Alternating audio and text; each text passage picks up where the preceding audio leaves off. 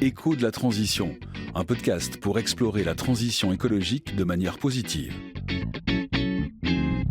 Bonjour et bienvenue dans les Échos de la transition. Je suis Céline Zuffray et avec Billy Jiménez, on vous propose ce podcast pour parler d'écologie autrement, de manière concrète, accessible, inspirante et surtout, bien sûr, positive. Aujourd'hui, on aborde un sujet qui me touche personnellement et peut-être que vous aussi, vous allez vous reconnaître, l'éco-anxiété. Comme beaucoup, je ressens parfois cette angoisse sourde, ce poids immense face à l'état du monde, cette impression de ne pas pouvoir en faire assez ou pire de ne rien pouvoir faire. Alors j'ai eu envie qu'on prenne un peu de recul ensemble, qu'on essaye de comprendre. C'est quoi exactement l'éco-anxiété ? D'où ça vient ? Est-ce qu'elle touche tout le monde ? Est-ce que c'est une alerte saine ou une souffrance à apaiser ? On va aussi parler du rôle des médias, de notre rapport à la nature, de la responsabilité individuelle face à des causes systémiques et surtout de ce qu'on peut faire ensemble. Et pour en parler, j'ai le grand plaisir de recevoir Sarah Kohler. Bonjour Sarah. Bonjour. Sarah, tu es chargée de mission à l'Université de Lausanne, où tu travailles sur la transition écologique, mais sous un angle qu'on entend peu, celui des représentations, des récits et des imaginaires collectifs. Ton travail se situe à la croisée entre les sciences humaines, la psychologie, la philosophie, l'économie et l'écologie.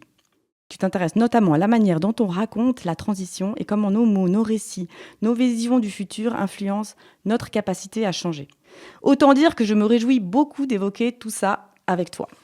Sarah, on va parler un peu plus de toi et de ton parcours personnel dans la deuxième partie du podcast. Mais d'abord, je te propose qu'on rentre tout de suite dans le vif du sujet. L'éco-anxiété, qu'est-ce que c'est ?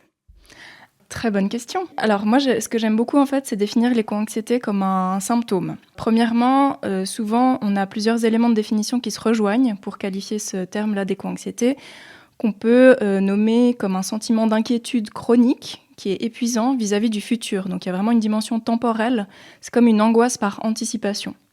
Et puis, il y a pas mal de gens qui ne se reconnaissent pas non plus dans ce terme d'éco-anxiété.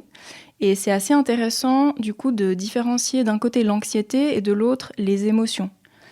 Parce que l'anxiété, en général, des définitions basiques, c'est une inquiétude qui est qualifiée de disproportionnée face à un danger qui est indéterminé.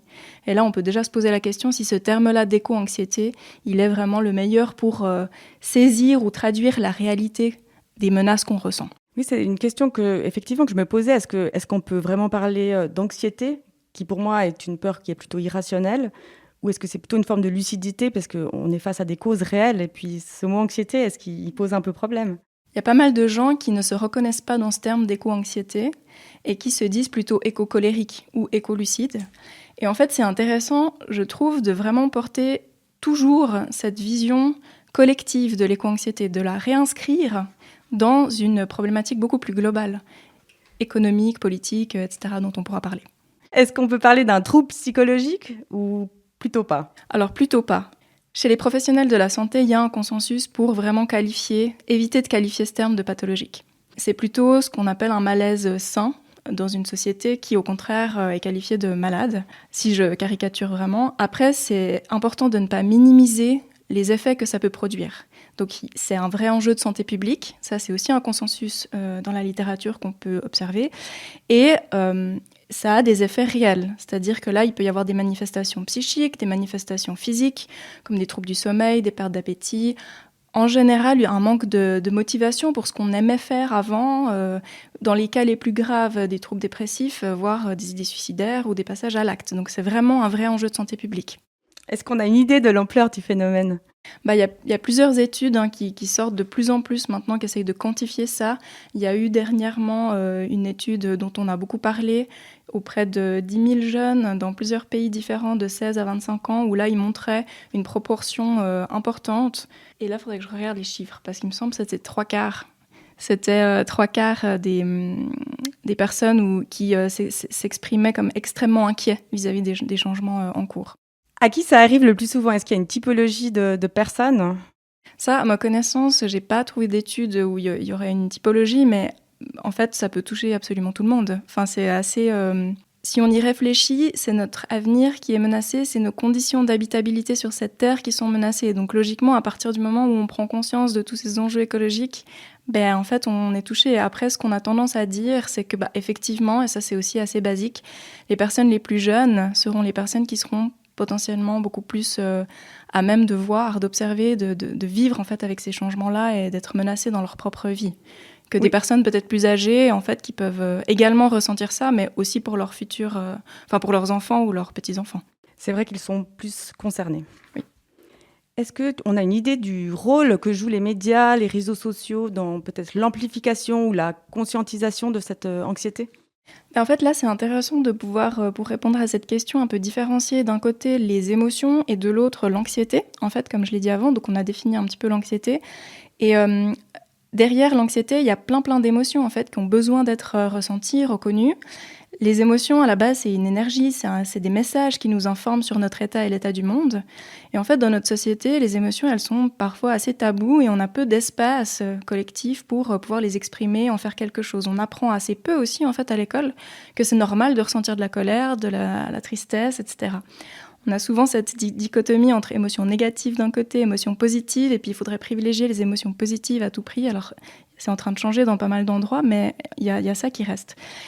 C'est pour ça que, en fait, plutôt que de parler d'éco-anxiété, moi j'aime bien parler d'hygiène émotionnelle derrière. Et puis tout l'enjeu, c'est de voir comment au quotidien, on arrive à trouver des moyens de se laisser ressentir des émotions, pouvoir en faire quelque chose et pas justement les mettre sous le tapis. Parce que des fois, on n'a pas forcément les conditions favorables pour faire ça. Et c'est là où les émotions à l'intérieur de nous, elles continuent à jouer leur rôle et à essayer de nous alerter. Et si on les met sous le tapis, en fait, ça peut potentiellement se nouer et créer cette espèce de boulotte qu'on peut appeler anxiété. Et qui après va devenir indéterminée, on ne sait plus ce qu'on ressent, on ne sait plus... Donc voilà, il y a tout un enjeu vraiment de santé publique de développer cette hygiène. Et pour revenir aux médias, pour le coup, là, l'idée, c'est de se dire comment est-ce qu'on peut informer. Et là, il y a de plus en plus d'études aussi qui montrent que dans la communication sur les enjeux, on a besoin autant de parler des problèmes, oui, mais aussi de tout ce qui est en train de se transformer pour justement prendre acte des problèmes et réorienter complètement nos modèles en fait, de société pour répondre aux défis en fait, de manière ambitieuse, claire et précise. Et si on passe un petit peu sur la question du pourquoi on a le sentiment d'être impuissant face à l'urgence écologique ? C'est un peu l'iceberg. C'est-à-dire qu'on est dans un système économique qui est un modèle économique parmi d'autres, qui est un modèle qu'on nomme le capitalisme, qui est un modèle basé sur un impératif structurel de croissance, c'est-à-dire qu'il faut tous les ans produire plus de valeur ajoutée, etc. Et le problème avec ça, c'est qu'aujourd'hui, pour redescendre dans les limites planétaires, c'est-à-dire consommer moins d'énergie, consommer moins de ressources, produire moins de déchets, on est obligé d'aller dans un chemin de baisse, de suffisance, de sobriété. Et ça, c'est quelque chose que le système économique dans lequel on est ne fait pas. Il n'est pas fait, en fait, pour ça. Donc, forcément, on a des injonctions contradictoires un peu perpétuelles, chaque jour, qui, en tant que citoyen, peut être vraiment difficile à supporter. Et c'est là où l'éco-anxiété, elle peut potentiellement être encore plus importante, c'est-à-dire qu'il y a des incohérences et on ne trouve pas le sens. C'est-à-dire qu'on nous demande de faire des efforts, de consommer moins d'énergie, etc. Et en même temps, on voit que le système est fait pour toujours augmenter sa part de production et de consommation. Parce que les emplois dépendent de ça, parce que tout notre système est fait pour ça. Donc tout l'enjeu, c'est de pouvoir comprendre un peu les ficelles de comment fonctionne aujourd'hui l'économie et comment la transformer. Et pour ça, malheureusement, parfois, il y a des débats, il n'y a pas vraiment de débat, mais il y a des contradictions entre différentes visions de l'économie et des limites. Est-ce qu'on peut parler du coup d'un décalage entre cette réalité systémique que tu décris, réalité systémique des problèmes, les modèles économiques, l'hyperconsommation, etc., et puis la pression sur l'individu ? Oui, on pourrait même imaginer que l'éco-anxiété, c'est une manière de noyer le poisson, en fait, d'individualiser cet iceberg collectif, et puis de décrédibiliser aussi des demandes de changement structurel qui sont tout à fait légitimes, et de mettre un peu un poids qui est peut-être disproportionné sur chaque individu pour pouvoir transformer les logiques en cours. Et c'est pas du tout pour nier notre part de responsabilité à chacun, on en a une, certes, claire, mais en même temps, il y a des logiques vraiment structurelles qui empêchent de pouvoir vraiment aller à la vitesse de transition qu'il faudrait, quoi. Pourquoi c'est si difficile de changer, même quand qu'on a cette conscience de l'urgence ? Pourquoi on n'arrive pas à changer ? Pourquoi on n'arrive pas à évoluer ? Je me demande s'il y a vraiment autant de gens qu'on croit qui n'arrivent pas à changer. Il y a une étude, il n'y a pas longtemps, qui est sortie, qui parlait de la spirale du silence, qui est un concept en sociologie qui montre qu'en fait, on est beaucoup à penser que assez peu de monde en fait change, alors qu'en fait on est beaucoup plus qu'on croit à vouloir des changements beaucoup plus importants de la part de nos gouvernements, et qu'on serait prêt à se voir restreindre certains, par exemple n'importe quoi, des vols en avion tous les week-ends pour pouvoir survivre en fait sur cette planète. Donc il y a aussi un peu un sentiment diffus de en fait je suis seule à faire ma part, alors qu'en fait potentiellement on est beaucoup plus qu'on croit.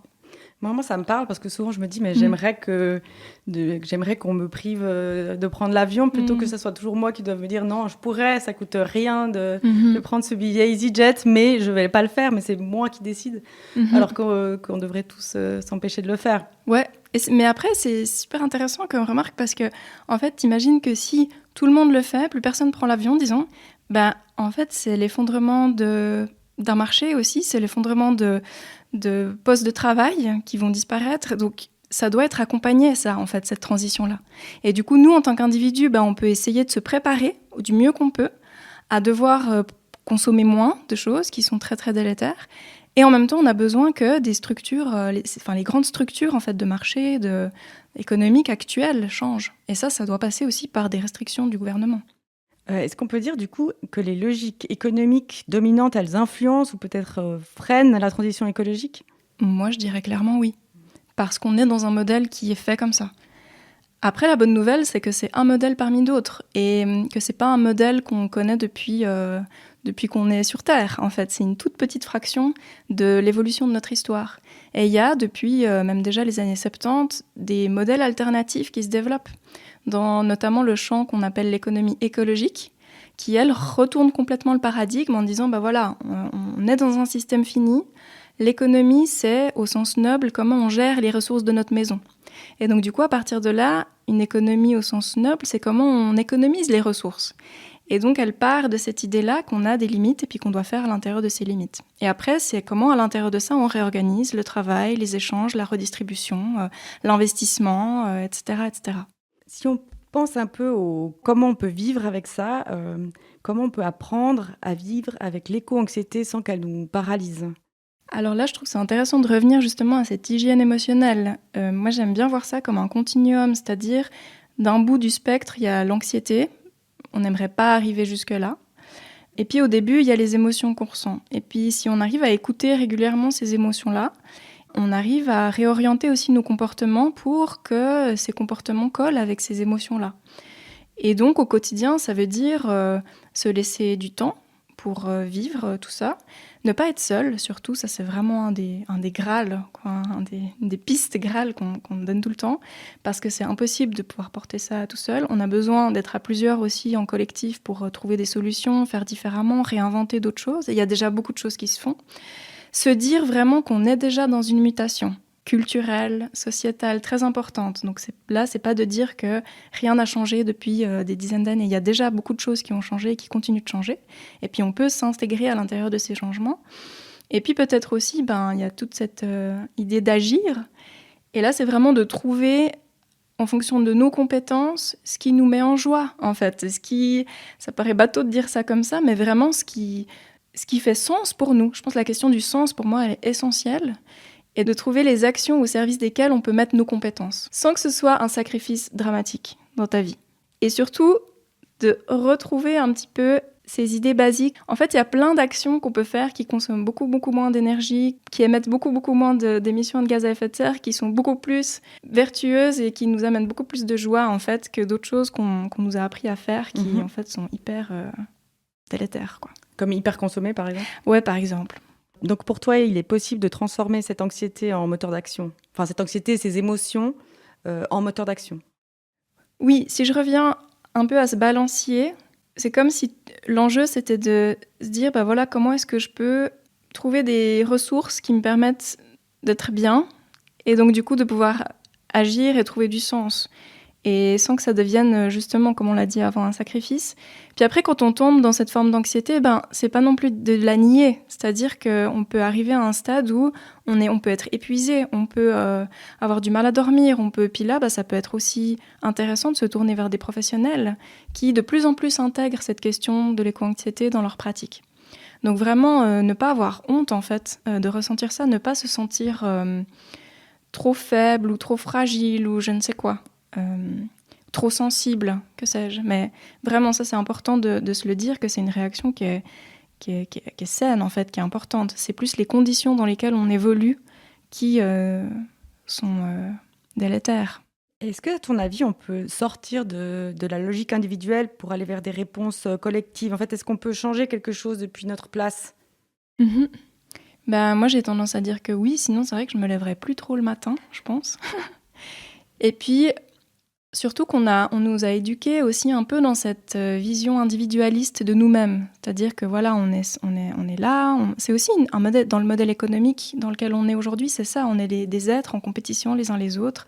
C'est la fameuse figure un peu de l'homo economicus qu'on avait. Mais en fait, cette figure-là, elle correspond pas à la réalité de ce qu'on est.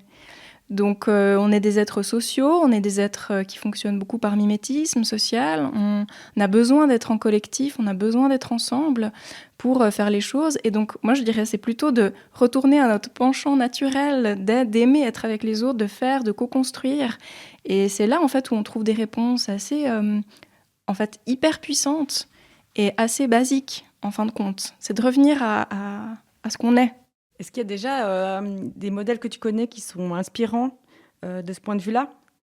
Il y a énormément de manières différentes, par exemple, de faire de l'économie. Il y a l'économie sociale et solidaire, il y a maintenant l'économie qu'on appelle régénératrice. Il y a les modèles dans cette économie sociale et solidaire, des coopératives, des associations qui souvent fonctionnent très très bien et qui sont beaucoup plus robuste quand il y a des changements tout d'un coup dans le marché, dans les grandes instances monétaires, etc. Donc c'est aussi de trouver, il y en a plein en fait, j'essaie de chercher des exemples un peu plus concrets, mais typiquement les circuits plus courts, il y en a beaucoup, hein, les modèles d'agriculture de proximité où là il peut y avoir un vrai recalibrage des prix en fonction des besoins des producteurs par exemple. Où du coup le consommateur peut aussi voir directement, être beaucoup plus en lien. Et il y a un retour à une forme de réalité concrète. Exactement. En fait, c'est l'économie réelle, quoi. Sarah, pourquoi on a créé une économie qui nous détruit ? Il y a ce diagnostic radical que dans notre histoire humaine, on s'est créé une sorte d'illusion de séparation avec notre habitat, avec ce qu'on appelle la nature. Et que du coup, dans nos sens, dans notre compréhension de nous-mêmes, on n'a plus cette compréhension directe que si j'achète telle chose, si je mange telle chose, ça aura tel impact. Donc les impacts sont diffus et du coup ça peut créer une forme de déresponsabilisation en fait qui est assez énorme. Et cette déconnexion aussi, elle a permis à construire un modèle d'échange, de distribution, etc. qui a plus non plus conscience en fait de ses limites et qui essaye maintenant de les réintégrer un petit peu, mais du coup un peu à la marge puisque tout le système s'est conçu dans le déni de ces limites-là. Et donc, pour l'écopsychologie, il y a aussi des ressorts vraiment très existentiels là-dedans. Et donc, un exemple criant, c'est tous les mouvements transhumanistes, c'est-à-dire des gens qui veulent vivre éternellement au travers de différents procédés techniques, etc. Et on peut aujourd'hui vivre éternellement tout froid. C'est-à-dire que je crois que c'est $50 000, ça coûte pour te cryogéniser juste la tête. Par contre, si tu veux faire tout le corps, c'est quand même plus cher. Et donc ça, pour moi, c'est le summum de cette forme de déconnexion, en fait, que tu trouves partout. Et aujourd'hui, le fait qu'on a besoin de trouver des nouvelles stratégies pour faire comprendre que en fait, c'est notre habitat qui est en jeu et que c'est notre survie à des personnes qui, des fois, défendent l'économie de croissance en disant « mais en fait, l'économie prime parce qu'il faut que les gens aient des emplois, etc. » Mais en fait, là aussi, on est dans un summum de déconnexion. C'est un peu la pilule rouge, de se dire « mais Et en tant que citoyen, quand tu comprends tout ça, tu te dis mais c'est pas possible. Et c'est pas du tout pour jeter la pierre en fait ces gens-là, c'est juste de se dire qu'on est dans cette compréhension-là déconnectée. Et donc on a besoin de se reconnecter. Mais il y a plein d'exemples comme ça une forme de déconnexion. Une absurdité. Oui, une quête de sens. Je pense qu'on a vraiment besoin de retrouver du sens et du bon sens en fait, ce qu'on appelle le bon sens, mais vraiment qui va aussi avec notre corps et tous nos sens en fait. Voilà, finalement c'est l'inception du sens. Tu disais que le système nous pousse un peu à consommer et puis il nous vole notre attention, hein, on avait discuté de ça. Comment on peut retrouver notre énergie, notre capacité à penser autrement ? Aller dans la nature, par exemple. Ça, c'est la réponse un peu basique. D'aller en forêt, en montagne. Alors, même si parfois on observe justement que voilà, certains glaciers disparaissent, ou etc. C'est pas du tout de nier ça, au contraire. Mais il y a dans la forêt, auprès des autres espèces que nous, des réponses assez puissantes en fait, à toutes les questions qu'on peut se poser en tant qu'humain sur notre place actuellement sur cette planète et comment revoir cette place en fait. Et c'est aussi un signe d'humilité qui fait beaucoup de bien de se dire qu'on n'a pas forcément toutes les réponses et qu'on peut aller les chercher justement dans cette, on va l'appeler la nature, parce qu'en Occident on a ce mot-là pour qualifier notre habitat, mais dans notre habitat qui en fait fonctionne depuis bien plus longtemps que nous et fonctionnera certainement encore bien après nous, et qui a appris tout au long de ces milliers d'années beaucoup de manières de faire, de durer, quoi. Donc ça, et puis il y a eu dernièrement des magnifiques nouvelles. Moi je trouve l'interdiction des portables à l'école dans ces 2 cantons du Valais et de Genève, je trouve que c'est magnifique d'entendre ça, parce qu'on prend soin du coup des jeunes aussi, et on prend soin de nos rapports entre nous. En fait, retrouver ce lien, il n'est pas anodin, et en fait on peut avoir peur aussi d'être en contact avec les autres, etc. Donc voilà, petit à petit retrouver ce lien-là. Puis ralentir, en fait, s'offrir des espaces de silence aussi. Ça, c'est pas anodin du tout. Et se faire confiance. C'est-à-dire qu'on a un peu en nous on est nous-mêmes une petite terre qui arrête pas de composter nos émotions, etc. Donc, ce système actuel dans lequel on est, il nous a pas forcément poussé à nous faire confiance à nous-mêmes. On doit toujours prouver qu'on est capable, on est toujours en compétition, on doit toujours faire ci, faire ça. Et c'est de se dire, en fait, on mérite de revenir à ça et de s'autoriser à exister juste en existant. Ah là là, c'est très bisounours. Des fois, il y a des phrases qu'on a besoin d'entendre. Ouais. On arrive vers la fin de la première partie. Sarah, est-ce que tu aimerais ajouter quelque chose sur ce thème passionnant de l'éco-anxiété, de ses causes et de ce qu'on peut faire pour agir? On va parler de toi après dans la deuxième partie. Oui, moi je dirais, quelque chose qui me tient de plus en plus à cœur, c'est vraiment on a parlé des médias avant. Et du coup, peut-être ça pourrait être ajouté de se tourner vers des médias fiables aussi, indépendants parfois, mais de vérifier les sources toujours, parce qu'il y a de plus en plus de phénomènes de désinformation climatique et sur les autres enjeux écologiques. Et il y a beaucoup de médias qui dénoncent en fait ça, notamment le média Blast, B-L-A-S-T, qui est un média français qui fait énormément pour visibiliser en fait ce sujet-là, parce qu'on est un peu quand même entré dans une guerre cognitive, c'est-à-dire une guerre de l'information, où il y a pas mal de fausses informations qui circulent et qui montent aussi un peu les gens entre eux, qui montent les gens les uns contre les autres. Et donc du coup, c'est vraiment important de s'informer au mieux. On va maintenant passer à la deuxième partie du podcast, une partie un peu plus personnelle, parce qu'on aime bien comprendre le parcours des acteurs de la transition et ceux qui les animent. Alors si tu es d'accord, Sarah, peux-tu nous raconter comment s'est passée ta prise de conscience écologique ? Alors, moi je suis partie donc j'ai fait mes études en psychologie, puis la 3e année, je suis partie au Canada pour faire un échange. Et j'ai habité en colocation avec quelqu'un qui travaillait chez Greenpeace à l'époque et qui ne mettait jamais le chauffage à la maison pour des raisons de valeur écologique. Et c'était il y a 15 ans maintenant. Et dans la cuisine, il faisait 12 degrés. Dans ma chambre, il faisait encore 19 parce que moi, parce qu'on était en plein hiver au Canada. Il faut bien s'imaginer la neige dehors, etc. Et il passait vraiment tout son hiver à l'extérieur pour essayer de rameuter des membres de Greenpeace. Bref, en discutant avec lui, c'était fou de m'imaginer. Je me souviens de cette prise de conscience. Ah, mais il fait vraiment ça, en fait. Il s'empêche d'avoir chaud à la maison pour des valeurs très profondes. Et en fait, je me commencé à m'intéresser à ces sujets. Et puis, c'est surtout que ça a mis des mots sur des choses que je ressentais depuis que j'étais adolescente. Des malaises, en fait, que je ressentais dans la société depuis que j'étais adolescente. Et puis, voilà, ça a mis des mots dessus.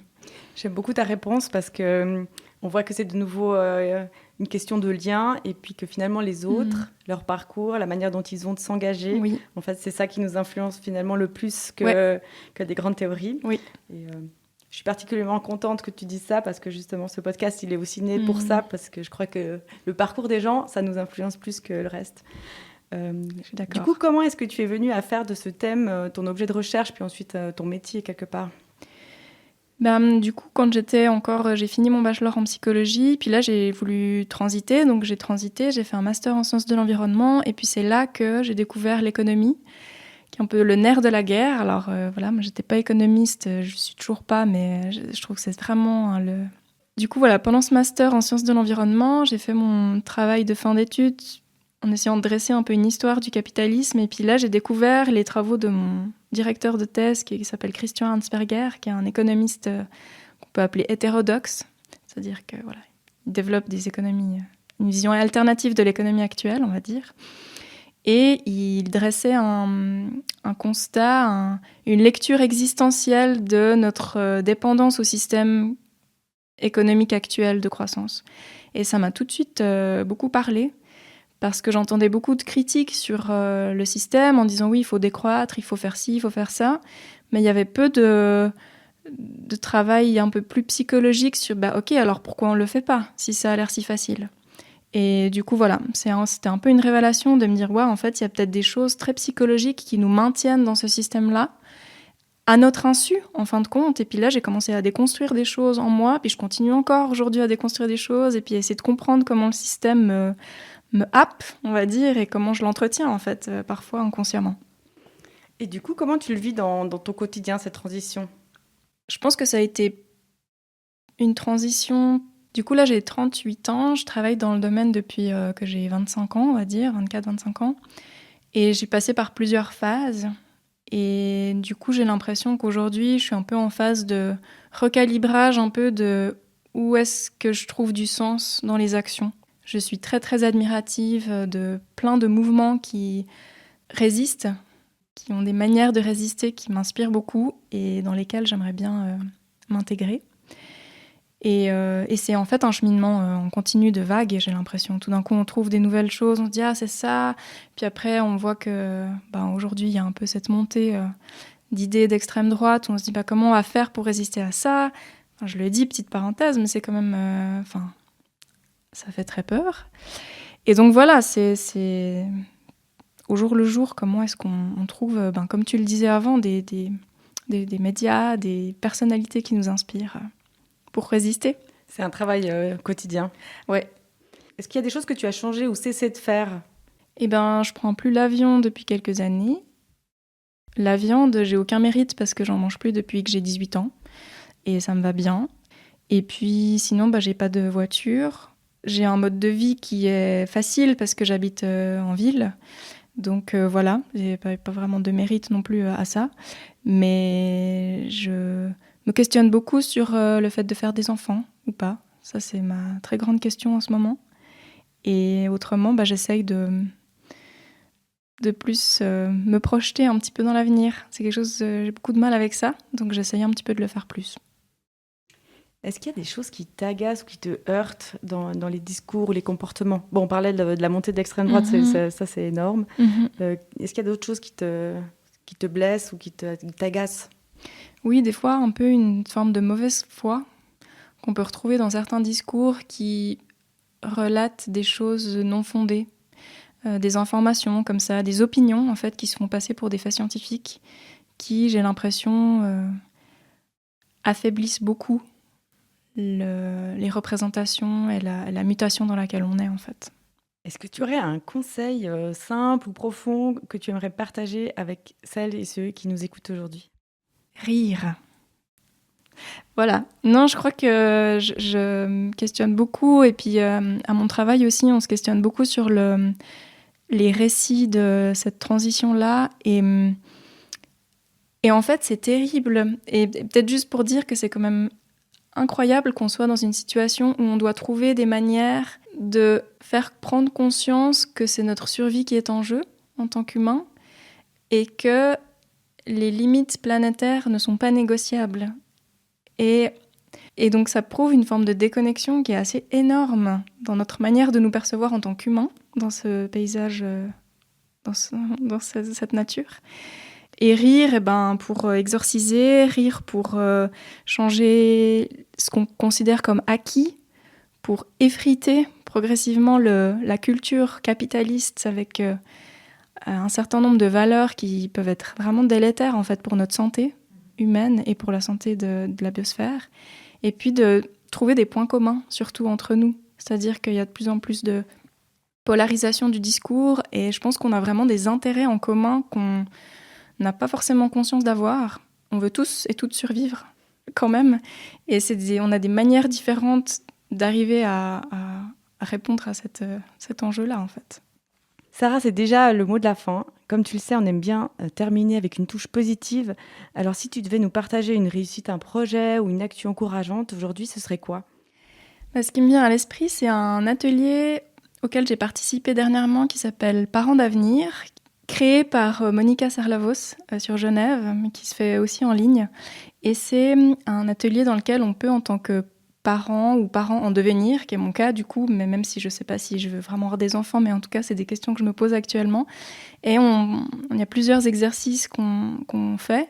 Et dans le cadre d'un de ces exercices, j'ai réalisé que, en fait, ça fait un moment que je travaille dans ce domaine écologique et que c'est ce domaine-là qui a dicté finalement beaucoup de choses de ma vie. Et la question de faire des enfants ou pas, j'ai réalisé que pour moi, au début, je voulais pas en avoir parce que je laissais en fait ce système en guillemets destructeur guider encore ma vie. Et à un moment donné, je me suis dit, mais finalement, le fait d'en avoir, ça pourrait aussi être perçu comme un acte de résistance, de me dire que cette fois-ci, je laisse pas ce système-là destructeur guider mes choix et que c'est un acte de confiance aussi dans cette transition qui est en cours, mais même une transformation profonde de nos manières aujourd'hui d'être au monde. Et donc, du coup, il y avait ce mot « résister » qui était intéressant comme, devenir parent comme un acte de résistance. Bon, moi, je trouve que c'est un très beau mot de la fin. Merci, Sarah, pour cet échange riche, éclairant, parfois un peu remuant, mais toujours porteur d'espoir. Ce que tu nous rappelles, c'est que l'éco-anxiété n'est pas une faiblesse ni une fatalité, mais un signal, une preuve qu'on est vivant, vivante, lucide et qu'on a besoin de se reconnecter aux autres comme à la nature. Et surtout qu'on peut transformer cette inquiétude en engagement, en créativité et je crois qu'on l'a bien dit, en lien. Merci à vous, auditeurs et auditrices, de nous avoir écoutés. Si cet épisode vous a parlé, n'hésitez pas à le partager, à en discuter autour de vous, à nous laisser des commentaires ou simplement à prendre un moment pour respirer et vous reconnecter à ce qui compte. On se retrouve bientôt pour un nouvel épisode des Échos de la Transition et d'ici là, prenez soin de vous et souvenez-vous, on avance ensemble.